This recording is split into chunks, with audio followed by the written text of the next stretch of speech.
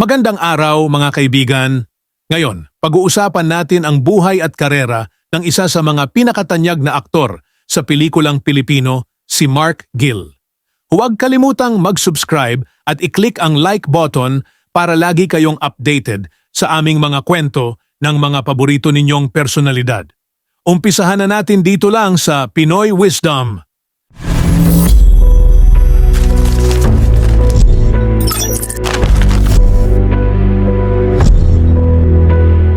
Si Rafael John Gil Eigenman, na mas kilala bilang Mark Gil, ay ipinanganak noong Setyembre 25, 1961, sa Manila, Pilipinas.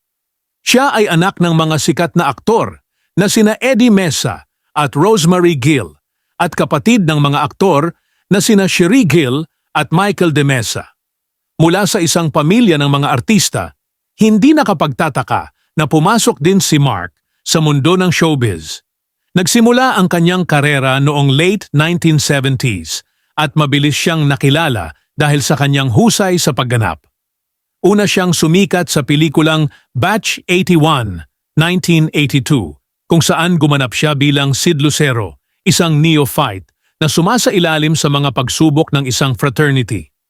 Ang pelikulang ito, na idinirect ni Mike De Leon, ay naging isa sa mga pinakamahalagang pelikula sa kasaysayan ng pelikulang Pilipino at nagbigay kay Mark ng malaking pagkilala. Bukod sa Batch 81, marami pang ibang pelikula ang kanyang pinagbidahan, kabilang ang Palipat-lipat, Papalit-palit, 1982, kung saan nanalo siya ng kanyang unang Best Supporting Actor Award mula sa Gawad Urian. Ipinakita niya dito ang kanyang versatility bilang isang aktor sa pagganap ng iba't ibang uri ng karakter, mula sa mga bida hanggang sa mga kontrabida.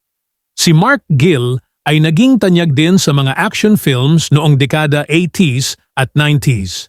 Madalas siyang gumanap bilang pangunahing kontrabida sa mga pelikula tulad ng Underage, Miss X, Palabra de Honor, at The Elsa Santos Castillo Story, The Chop Chop Lady. Ang kanyang malalim na boses at matinding presensya sa screen ay nagbigay buhay sa mga karakter na kanyang ginampanan. Hindi lamang sa pelikula naging aktibo si Mark Gil. Marami rin siyang naging proyekto sa telebisyon. Ilan sa mga sikat na teleserye na kanyang pinagbidahan ay The Legal Wife, 2014, Ikaw Lang Ang Mamahalin, 2001, at Saan Ka Man Naroroon, 1999.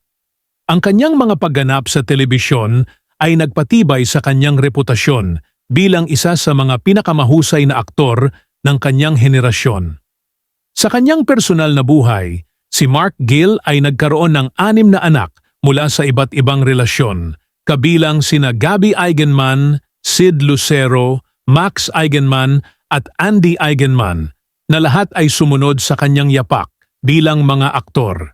Si Mark ay ikinasal kay Maricar Jacinto Eigenman hanggang sa kanyang pagpanaw.